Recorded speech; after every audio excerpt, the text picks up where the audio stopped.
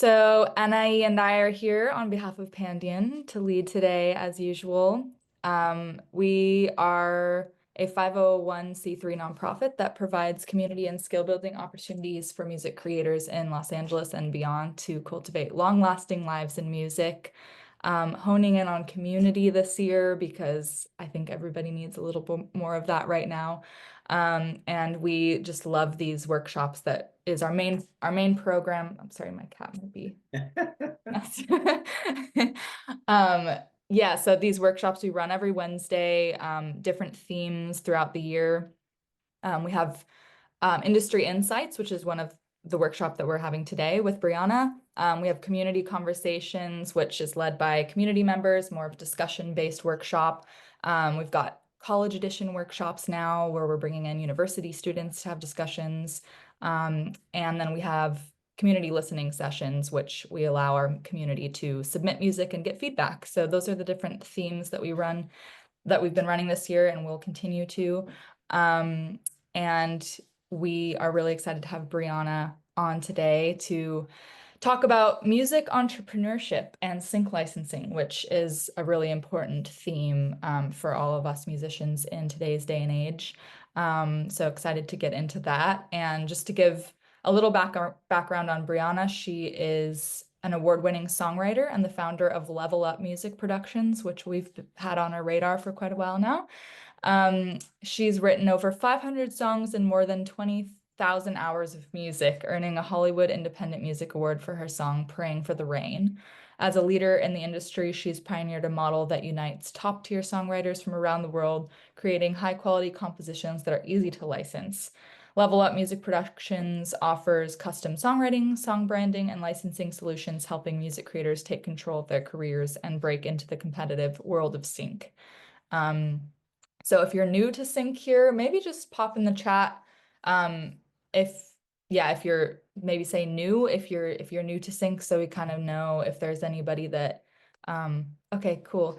Yeah, just to get a little idea of where people are coming from, because I know a lot of our return participants have heard about sync before through our workshops and are in the world of sync already, but then there's plenty of people that might be new to it. And Brianna, welcome. Thank you for being here.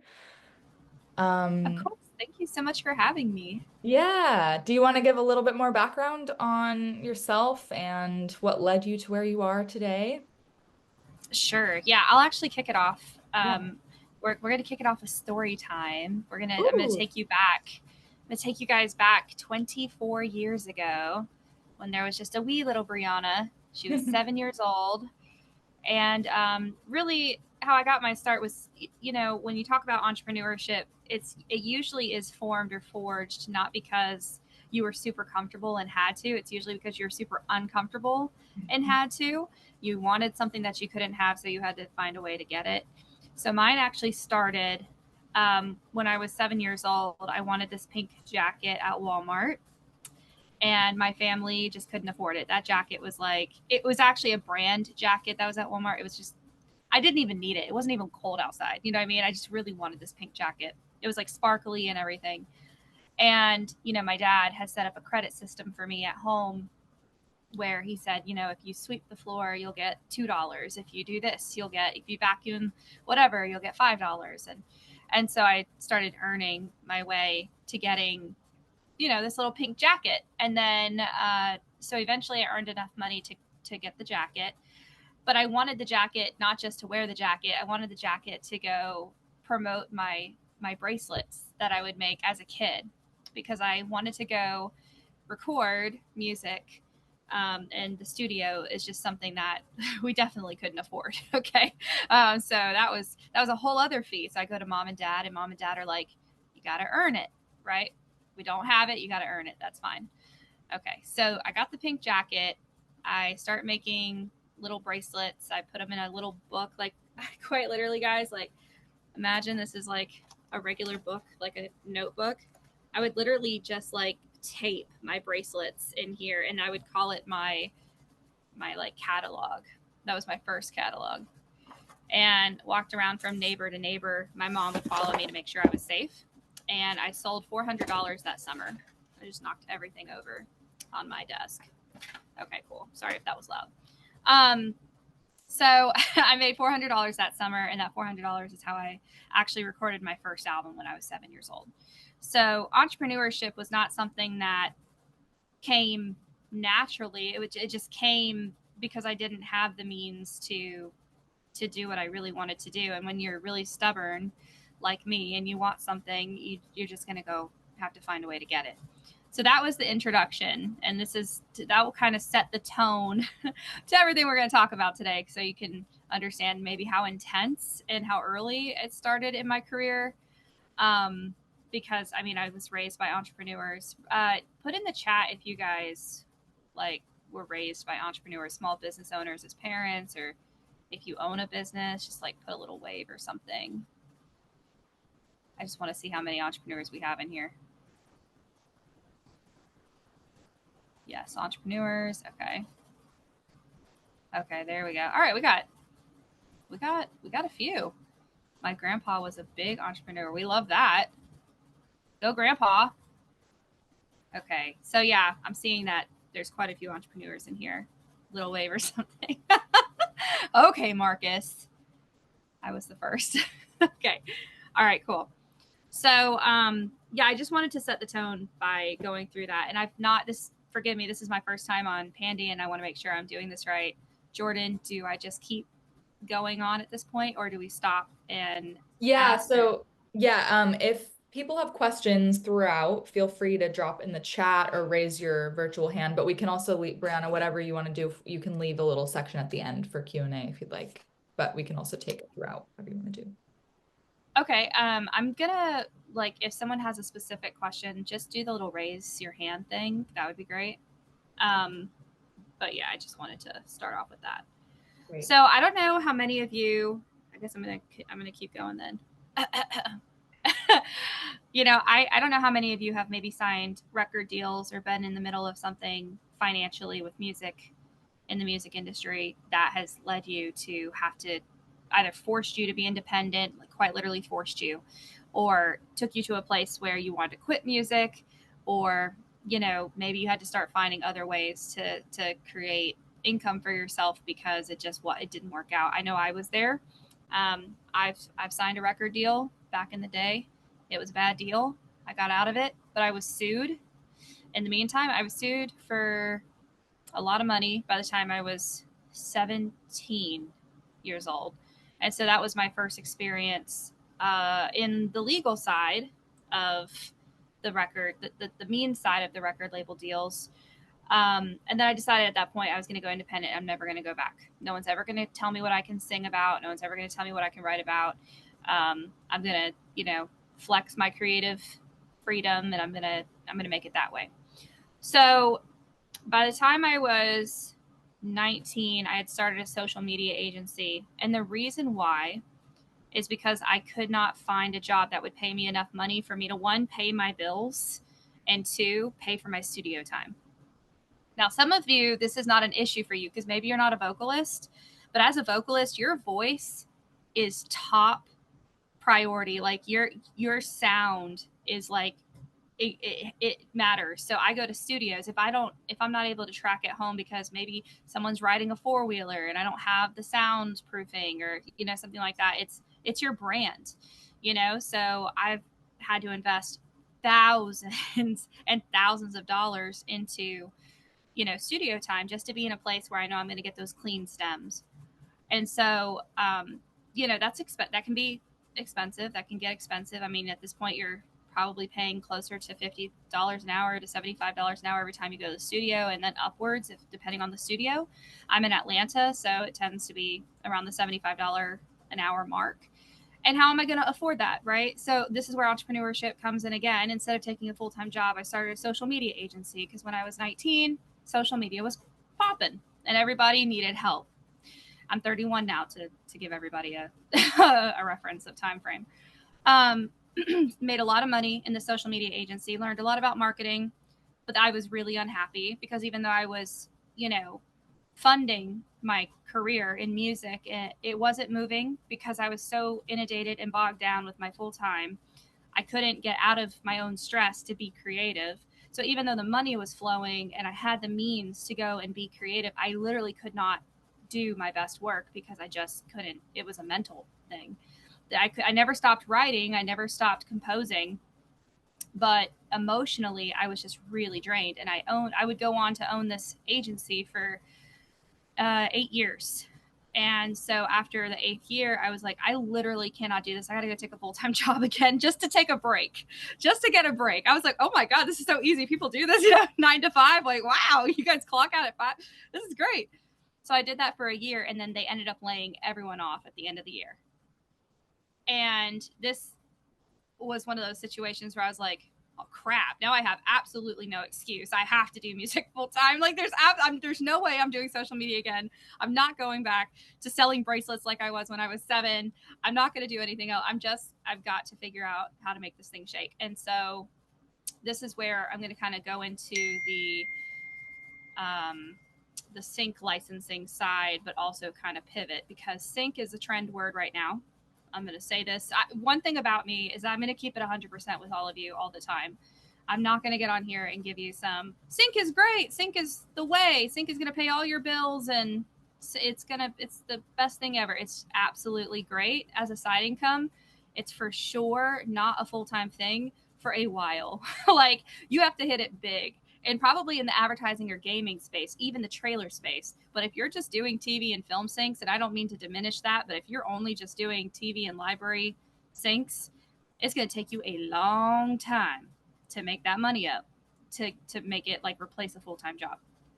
So maybe this is where I pause and I ask, do all of you know like the difference between syncing with a library versus like being asked to do a custom song for a show? Or do you know the difference of like when I say library syncs might take a long time, why that is? I just want to make sure everyone's clear. I made $7 in my royalties this year. Well, that's exactly okay. You know the difference. Haystack, yeah, it is. Everybody here seems to understand. Had lofty goals. I don't want to be I made $10. Yes. Well, guys, if it makes you feel any better, I received 1 cent for one of our camp songs. I was like extremely happy about that 1 cent because it means it got picked up finally by PROs and it was finally being tracked. So I was like, woohoo, ASCAP for the win. Okay, so everyone seems to understand why I'm saying that. Sync is a wonderful tool when you're an entrepreneur because you can take a full-time job and you can use it as a side income. And if you love being recognized for your music, you love being recognized for your work, it's not too shabby on the credits too, right? Like you get to post on social media, you get to flex for all those family members that don't like you, and you get to say, woohoo, look at my stuff on social. They're going to be talking about you at Thanksgiving and Easter and everything. Look at my niece, all that good stuff. But it's important to know that sync is not, even though it's trending, it's created a lot of competition, like a ridiculous amount of competition. It used to be a little more safeguarded. It used to be a little more gate kept. And actually, I wasn't involved in sync at all when it was gate kept. I was one of the people who got to learn about it because they kind of lifted that in 2020. But it makes it even harder these days to sync because now your peers are your competitors. Like everybody knows the same people. We all know the same supervisors. We're getting the same briefs. It makes it very hard. So now you have to get your entrepreneur hat on and you're thinking, how do I make myself different? So this is going to come down to really, it's kind of a marketing tactic. This is how I have pivoted the last 2 years and got, I'm nowhere close to where I want to be at all, but I've been able to kind of move through the minutia of like the average Joe type of path. I've hit my head on a lot of walls, but being creative and figuring out like where my branding is really helped me. So I decided, okay, so for example, I started out as a pop artist. And so I kept releasing pop songs on my Spotify DSPs, right? That was for sure not going to set me apart when I went to go pitch for sync to any library. They have a million pop songs. So then I started working on epic trailer. So I have this vocal range where I can go from really low to really high, and I can go really small to really big. And so I was like, well, maybe that's my angle. Like I could be like this trailer vocalist, right? Okay. It goes beyond that because there's a lot of trailer vocalists who want those trailer placements, right? There's a lot of us. So then I had to think, the only thing that's going to set me apart is they're going to know me before they know anyone else. They are going to see my name before they go even research for another trailer vocalist. And how I've managed to do that is through LinkedIn, and I keep showing up like a cockroach to these crazy conferences that are happening all over the world. And so they're like, wait a second, weren't you just in London? Wait a second, you're in LA. Wait a second, you're going to Texas. Like I keep showing up because and to be completely transparent, a part of the entrepreneurial journey, and I believe in 100% transparency. This is not the way for everyone, but a firm is a godsend when you really got to get somewhere. And I use a firm. I'm not saying go get in debt. Don't spend thousands of dollars getting in debt if you absolutely can't. But when you know that there's an opportunity on the other side that can definitely pay off, like an Affirm loan, to go to get to an opportunity that you know you need to be at, I highly recommend it. At this point, I should be a spokesperson for Affirm. They've saved my butt I don't know how many times. And I advocate for them because there's this like taboo thing where people are like, oh, don't talk about taking out loans. Don't talk about, money. Don't talk about how hard it is. Don't talk about how little you have in your bank account. Guys, I have very little in my bank account, but I'm known at this point. And it's just because I've spent all of that money getting there, and just constantly investing and just being in front of these people's faces. So it goes back to the entrepreneurial thing, right? I'm not the best vocalist out in the world. I would like to think I am, but I'm not. I am not the only epic trailer vocalist out in the world. The only sliver of hope creatively that I have is to be the only one they think about. Like, because they keep seeing my face. Okay. Does anyone have any questions so far? I don't see any, but let me check the chat. $24 on Spotify this year. That's awesome. I actually have $250 sitting in my Spotify account. So we're doing big things now, guys. $250. We've made it. Okay. I have a bunch of notes here. Okay. Yeah. So thinking like an entrepreneur. So when you think entrepreneurship and you think music, you're probably thinking, oh God, I have to compose like 1 million songs to make money. Like if I compose 1 million songs, I'll make $1 million. It's not the case. It's actually quality over quantity. I'm sure you've heard that in your travels and in your experience with music so far. But it's also about target audience. It does not matter if you're pitching a lullaby to an epic trailer gaming supervisor. They're gonna think this person did not research me. They have no idea what I do. They didn't even take a moment to see what I've accomplished. Everybody's got an ego. Everybody. These supervisors work extremely hard on their projects. They want you and expect you to know what they've worked on if you're approaching them and pitching, which is it's either here or there, but I say shoot your shot. As long as you do it respectfully, shoot your shot. Otherwise, nobody's going to, I know I did. I send cold emails. I do all the things that they tell you not to do. It's worked for me so far. I always do it respectfully. I do it within 2 or 3 weeks at a time. Usually on the 3-week mark is when I follow back up. I typically don't follow up unless it's 3 weeks later. And then I always look at what they're doing. Like, like for example, some of us may have received a Grey's Anatomy brief today. So I received that brief. I know it's going out to 1 million people, right? And I'm thinking, well, I'm not going to send this supervisor my new gaming trailer. I'm familiar with the show. I know what he wants. I read the brief. You know what I mean? So these are all things that make your brand, because if you're known for not being on time, if you're known for being difficult, if you're known for not having your stems correct, if you're known for mislabeling, then that is your brand. Like that becomes your brand. So now it's Brianna, the epic trailer, the epically annoying trailer vocalist if I'm that way, right? Instead of, oh, she's on time, she's well known, I see her all the time, I can trust her, I've shook her hand, I get these cold emails from her, I keep seeing this woman. Like, what is the, like, I've got to place her at this point, or I've got to work with her because she's just not going to leave me alone until I do, right? I love that I saw that cat, but like right in my face. It was the best. That cat is so cute. I love cats. Anyways, yes, I'm a little ADD. So in case you guys haven't noticed, I'm gonna bounce around and I'm gonna, talk about cat butts from time to time. Obviously, we're talking in the chat about our cool streams of $24, $250. I think the most to date I've made off of streaming is somewhere around $3,500. I've been on DSP since I was like 10. Like, that's not enough money. Like, it's just not enough money. And so you got to think of other ways to, and I kind of want this to be like a work through workshop with you guys too. Like, if you have an idea that you want to kind of pitch to me too, I can help you work it. I want this to be an open conversation. Like, if you were like, oh, I thought about selling art on the side, I've done that. I can tell you all the things about painting pictures and selling it on the side, because I believe that it takes extra money sometimes to pursue your career in the quality that you have to be taken seriously. So, unfortunately, I work with a lot of folks. Well, fortunately and unfortunately, I work with a lot of folks who they track at home, and you can tell they track at home, right?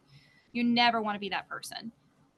If it comes to your brand, if it comes to your quality, always, always, always just spend the extra dollar. It's just money. It will come back. It's just money. Literally, I might sound like the most irresponsible millennial in the world on here, but I mean, when you believe in something so hard, it just becomes another, notch on your balance sheet, and it'll come back, especially when the quality is there. Invest in yourself and your career. Yes, exactly. Listen to Jordan. So yeah, so you need to have multiple income streams. That's why I'm saying it's not just about, putting out a song and marketing it, spending $500 to up your stream. And let's see, money is a block for me, but I want to work on my money. Let me see. This is an important comment here. To overcome it. I'm curious. Why is it a block for you? Is it just one of those things that you don't like to talk about, or because I want to know kind of what the breadth of that comment is? Oh, you're muted. You're still muted. There you go. Hello. Sorry, I'm really bad at this stuff. Yeah, it's a block in a way that it always has been. I don't like to spend a lot of money. If I have money, I'll kind of cling to it. And I don't have a lot of money. And it has hindered me when making songs. I've recently met a producer though that is willing to mix my stuff for free. So that's kind of taken that kind of pressure off. I feel that I can now just create. But I mean, even meeting up in London, and you guys had a meet up in London, I would have loved to go, but I literally could not afford it. But like you said, there's always ways that you can work around it. Maybe a loan. So, well, let's talk about this, because, and this is the whole point of music and entrepreneurship. It's just finding different using that creative brain that you have that's beautiful, that makes music, into money making, arsenal, right? So if you really wanted to go to London, right? Maybe you don't have a large support system, but it's one of those things that you can go to a local somebody in London. I literally knock on doors. Like, I go downtown Cartersville, and I go to like restaurant to restaurant. Will you sponsor me? I'll create the jingle for your restaurant. Will you do this for me? I'll do this in return. I have investors who I've worked with who I'm like, I'll do a revenue share with you. I know I need to be there. I need $1,500 to get there. Will you give me the $1,500? I'll draw up the paperwork, and I will literally do a revenue share with you when something converts. Like, I did that with London, the trip. I had someone helping. I love your confidence. Confidence is another issue for me at the minute. I am getting better though, the more I can, even doing Zoom calls. And I love your confidence and I admire you so much for it. I could Oh, only dream at the minute to kind of be doing those things, but I'm definitely open to hearing, and it's inspiring to hear. well, confidence is a learned practice. I didn't come out the womb this confident. I promise you. I was a meek, very shy. I got booed off the stage at my first performance. I was shaking on the stage. I absolutely could not breathe in front of people. Okay. It's a learned skill. It's not something so as much as thank you for the compliment. I had to work hard at it. It's hard work to become confident because you just have to, you literally take it in stride, which is a whole part. Like, entrepreneurship requires confidence, right? It requires you to be able to step on a limb and say, hey, I need this from you, but I'll give you X in return. Yeah. So I mean, it is hard, but I'm really glad that we talked about this particular thing, because I think this is what a lot of musicians struggle with, because we're used to like being in a dark closet. We got our microphones like this. We're creating the next big hit song, and we're not used to having to go out in front of people and be vulnerable and sign ourselves up for rejection, quite literally, because Yeah. I've been told, I don't know how many times.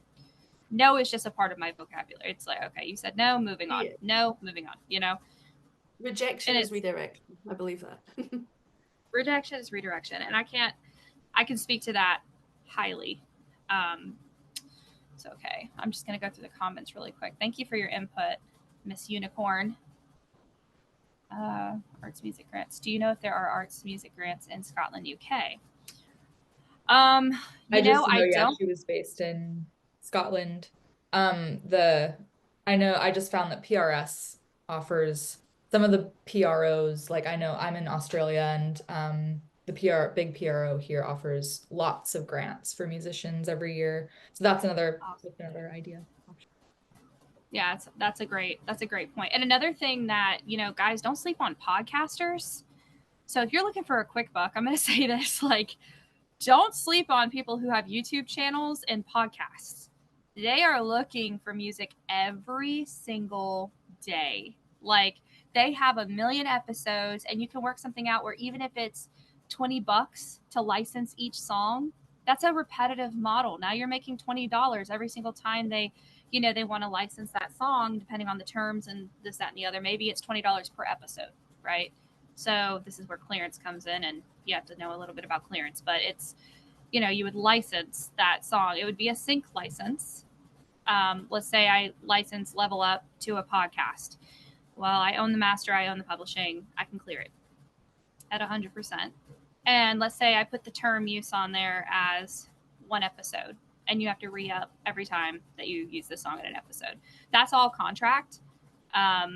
This is something that can be negotiated. You could offer them one song for up to 10 episodes, as long as they buy like 10 different tracks from you at, not exclusively for $20 a pop. These are just all different examples of different revenue streams that you can do. These are things that I personally do that help me get to the other side of the money woes. I also work for brands. No, it's not easy to find a brand to hire you. I'm not going to sit here and say it is. It's not easy at all. I think I've went through, oh gosh, I don't even know.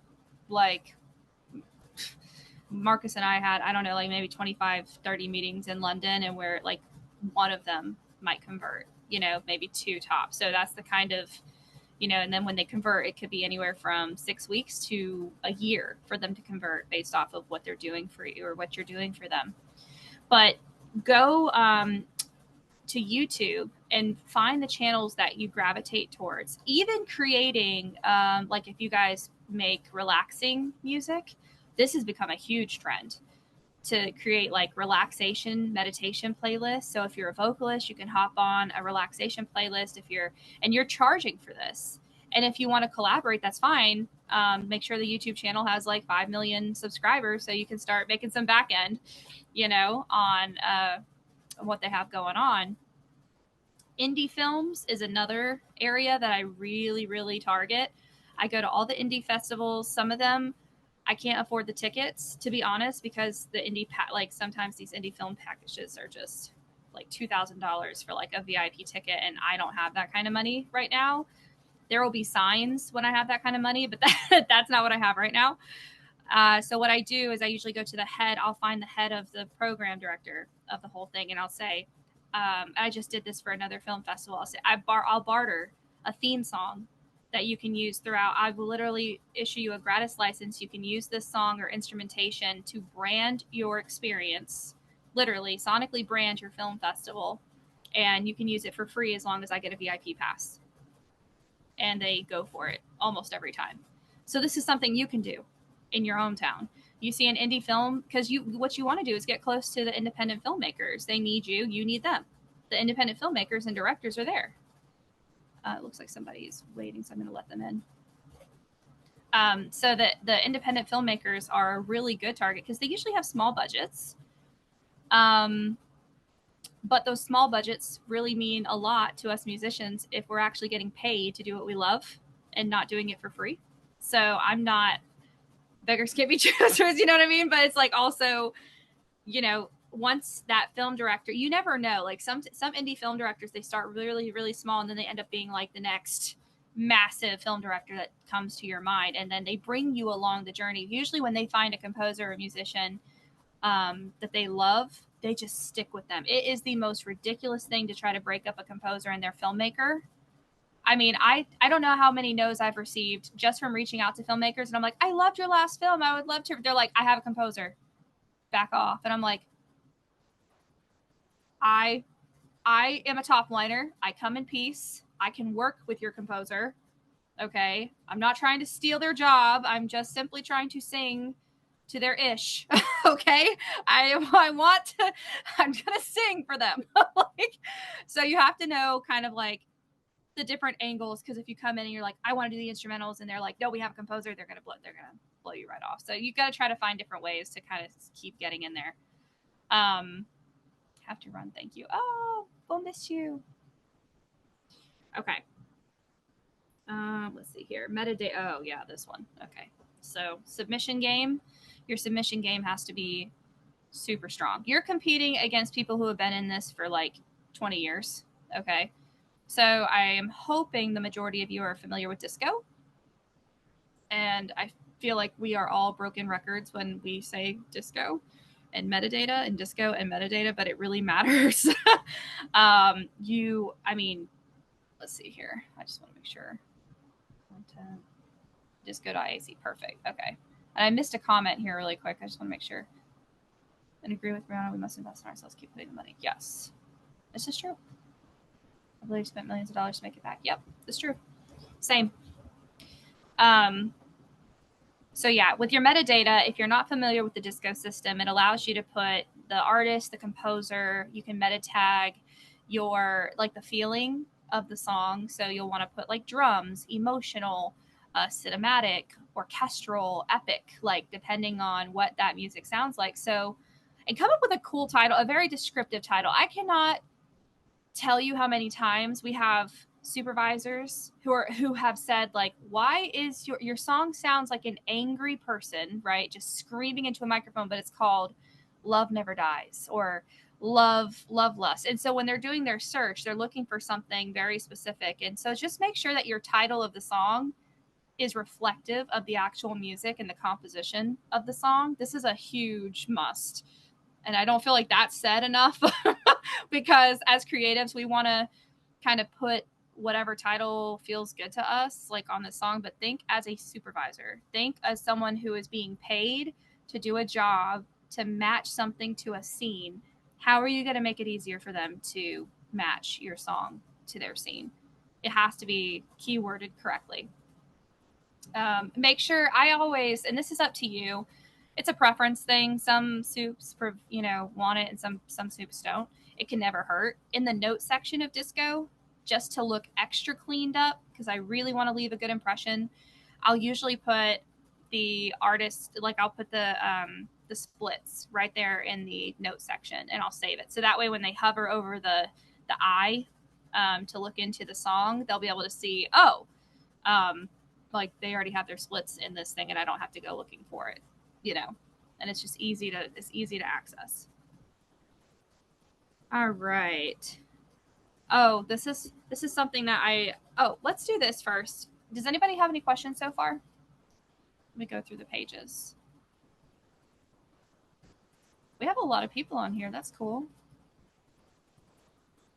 I'm not seeing any questions. Jordan, do you see any? I haven't seen any that haven't been answered yet. Okay. Beautiful.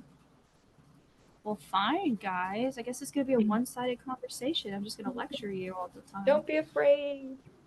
Don't be afraid. I'm nice. I promise. I Oh, just sound angry in my songs. Ken, do you have a question? Oh, you're on mute, love. Yeah, let me. I'm sorry. I just got on. I didn't know. I just saw that today is happening today. So this is the funding one that we answered the questions for today? No, Ken, that's happening next week. That is next week. Okay, I'm Yeah. sorry. Forget I No, you're- No worries. So we just starting now, or it's been going on? No, we're closer to 40 the end now. Okay, sorry about that. I apologize. Sorry. We'll have the replay up on the website too, so you can catch up afterwards if you want. All right. Well, we're glad you're here, Ken. And I know Liz as raising her hand. I'm just gonna ask you to unmute. Oh, great. Yeah, and just as a reminder, if you have questions and you want to unmute, just go ahead and raise your hand either with your camera on or using the Zoom feature, and Jordan and I will go ahead and unmute you. Okay, I wanted to ask, you mentioned that you aren't doing that much pop because there's so much pop out there. What do you find is your best selling or licensed kind of music right now? Because some of us, are fairly versatile and we'll do this and that and try different things. And what's really kicking right now and getting the placements? that is such a good question. I will say there's a lot of sports orchestral. The World Cup is coming up.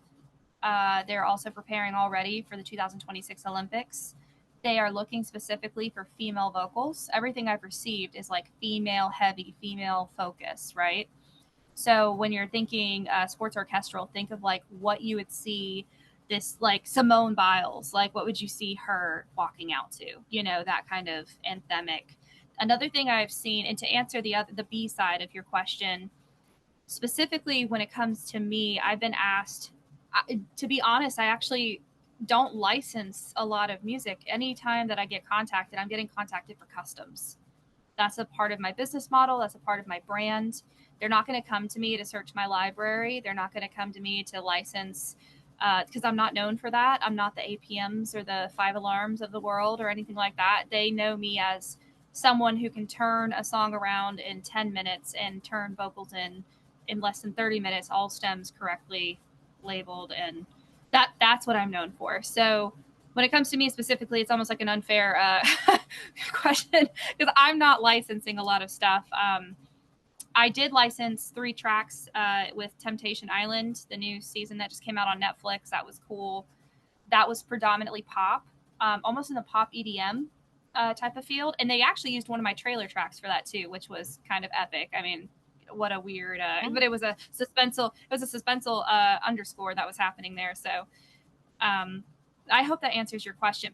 But what I will, like the epic stuff, the sports anthemic with female vocals.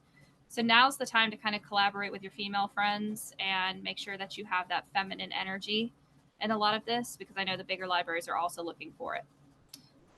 Cool. Thank you. You're welcome. Another, and I'm not sure if we have any other questions because I can't see the screen, but I did want to say something I did out of desperation as well is I've sold my IP off. This is another revenue stream. Don't be so attached to your songs that you're afraid of selling out your publishing. This is going to get me in trouble. There's a lot of people who are like, how dare you? Don't you tell creatives to sell their publishing? That's their real estate. Yeah, it's going to be eventually. But if you need to pay your light bill tomorrow, you're going to have to figure out something else, right? A lot of us are also in survival state to make sure that we make enough money to actually survive. One of the methods that I had to do last September, I woke up, I had negative $364 in my account, negative. And I was like, oh my God, I have, but But I had 2 albums, full 10-song albums of epic trailer originals. And when I went to the PMC in LA, my only goal, this is about being strategic and knowing what you need, was to find someone to buy them. Like anyone to buy them. Like, please buy them. You can have the master, you can have the copyright, you can have the publishing. I need money to pay my bills. I need to pay myself for this trip. I need money now, right? And there was a library there who bought both albums. And so I was able to take that chunk of money, reinvest it, pay my bills, and breathe a little easier for a couple months. And it's just something to consider. That's why I say it. Like, if you're sitting on a ton of IP, there are libraries that will eat that from you. They'll come in, you know, it may not be the best bottom dollar price, and you have to be comfortable with letting it go. Obviously, don't let go of your best stuff, you know, unless you absolutely have to. But IP sales are, I did my first 2 last year, and it was great.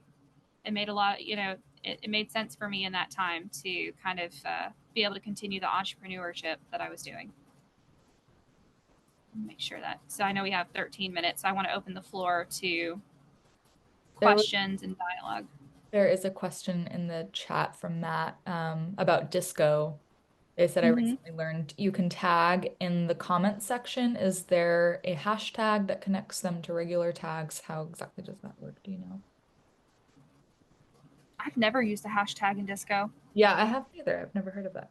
I've never done that. No, I mean, you can tag in the comment section. I haven't done that either. So if anyone can speak to that, put that in the chat.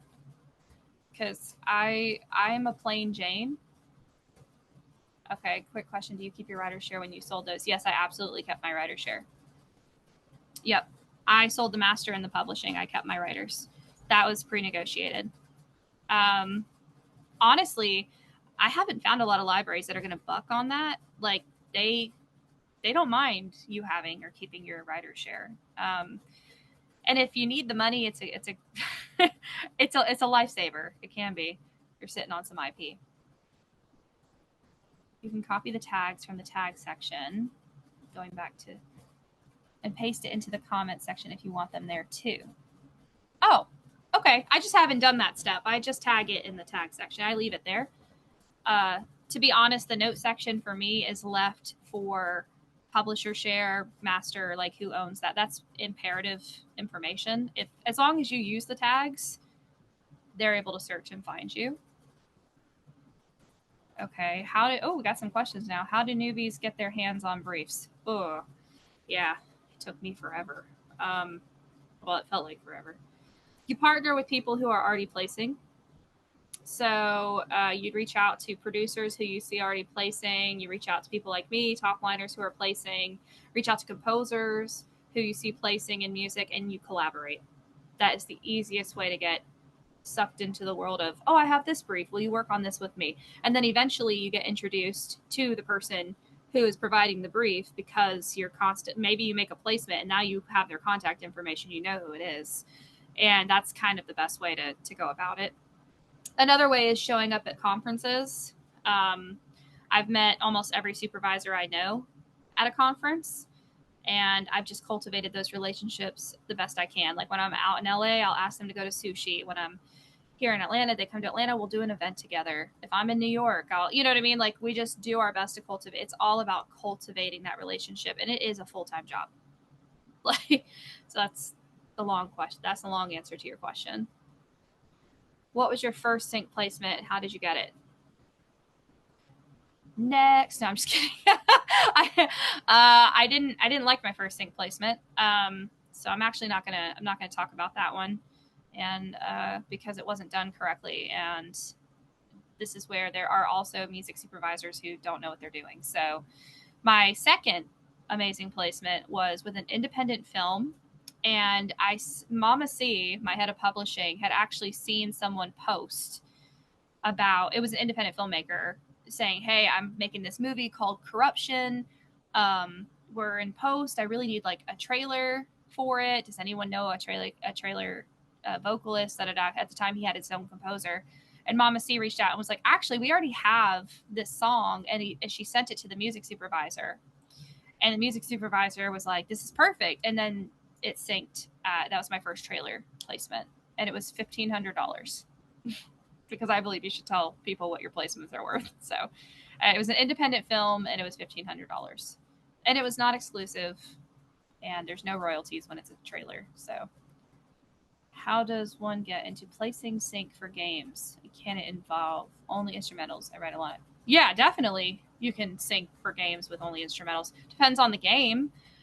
Like if you're looking at Arcane has a lot of vocal stuff. If you're looking at League of Legends, they tend to have a soundtrack with a lot of vocals, at least from what I've seen. If you're looking at like sports games, I don't know a lot about that, but I know that there's a lot of instrumentals used in games, to be honest. My husband plays a ton. I know Call of Duty is predominantly instrumental. So yeah, just study the games and then find the supervisors who are in charge of the games and reach out in a respectful manner, or better yet, find a collaborator who if you know somebody who's already working on that stuff, or if you've seen them place with one of those games, add them on LinkedIn. Start cultivating a genuine relationship. Do not ask them right away to say, hey, I want to collaborate with you, because at this point they're winning and you have to bring something to the table for them to bring you along.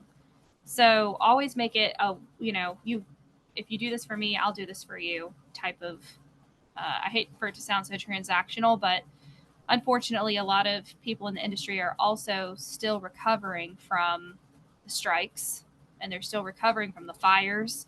So unless it benefits them, either financially, emotionally, mentally, sometimes it's just easier to be able to offer something in return, even if it's something small. Okay, we have 7 minutes. I'm trying to think if I have anything else. Create a killer EPK, label your tracks clearly. We talked about that. Always, I feel like this goes without being said, but always include an instrumental. If you're pitching on disco, make sure you have your main and you have the instrumental only. Supervisors cannot stand it when they like a song and they can't just put it in temp because you didn't send a wave instrumental only. And I say wave because sometimes disco will convert into an MP3. Just make sure that when you're uploading as a wave to begin with. So that way it doesn't flip on you. The other thing I want to say is keep it.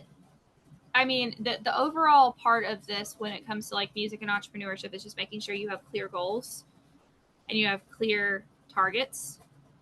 I started this company thinking I was going to be the next production music library, and that for sure is not where I ended up. I ended up becoming a sonic branding agency and a custom music house, which is very different than a PML. I build PMLs for other people. But I'm not one. That's why we have a very small catalog, and all that good stuff. So I could have saved myself a lot of time and a lot of money if I would have known from the jump exactly what I was getting into. So reach out to your peers, ask questions. If you see someone doing something with a library or something like that, just make sure that you have a clear understanding of what it actually entails before you start running towards the goal. And there are ways, no matter what, even when you're told no a million times, even when people say this is not a good idea, do it anyways. And if it fails, fail fast.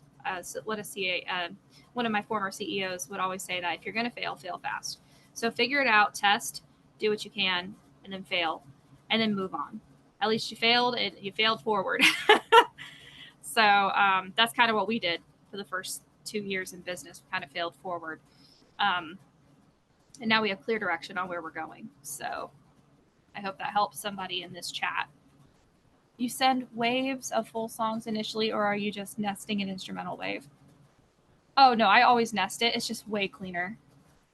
Way cleaner. If you don't know how to nest, and when you go to disco, when you're building a playlist, there's a little, let's say you upload the main, there's little 3 dots on the right. You click that of the main song, and then you go down, it will say like manage files. You click that, and then it will say nest, and you click that, and then you can upload your instrumental, and it tucks it. So that way, instead of seeing like main version 1 and then instrumental, you'll see main, and then you'll see 2. So it will show that there's 2 files nested together. And it's just very clean when you do it that way. All right, guys, we have 4 minutes. Any other questions for me? I know it's a short amount of time to talk about such a heavy topic, but I hope somebody learned something. How can you send metadata through Wave? How can you send metadata through Wave? Don't you have to save it to Apple Music? Like, you can save it through iTunes, and it will put all the metadata in there. This is actually something I think Marcus can speak to. He's on here. The fingers. Yeah, I also Holly. heard that Wave files didn't hold metadata, but yeah. Yeah, no, I don't do metadata in Waves. I just use Disco, like, and all the metadata in Disco. I couldn't unmute. What was you asking one more time? He's saying, how can you send metadata through Waves? And I'm like, you can't. But you can't you do iTunes if you were going to send, like if you wanted to save? Can't. No, you can't. AIF and MP3 and basically AIF when you're sending to music supervisors. But Disco does, I think if you're at a certain level of Disco, it'll automatically convert your Wave to AIF and MP3. But I think you have to have a certain subscription level. Yeah, I think you can set in the settings like the options for the type of file that show up when people see your song. So if you want to, you can click the options for all of those different file types to be available. Yeah. Yes, and AIFs, I will say to Michelle's, like, nobody wants them. They want Wave. Almost everybody I talk to is like, send me a Wave file, send me a Wave file, send me a Wave file. It's the, it's the highest quality that they are going to get, kind of thing. And I'm sorry I wasn't clear. I'm asking, is your initial full song in MP3 or Wave? Wave. Wave. Wave. Wave, wave, wave. Dan, so sorry. I just realized I was sending you direct messages instead of the chat. Oh, wow. We've had secret conversations happening in here. Sync secrets. Ken's got his hand up, and then I've got a quick announcement for next week's workshop before we hop off. Awesome. All right, Ken. Oh, sorry. Ken, you're on mute. Sorry, Ken, 1 second. Oh, weird. Oh, there we go. You'll be able to unmute now, Ken. You heard me now? Okay. Yep. Real quick, yeah, Brianna, I was just listening to some of your music as we're doing the thing. It's really cool. Are you open to music from just cutting purposes? Are you looking for outside songs for you to release at all?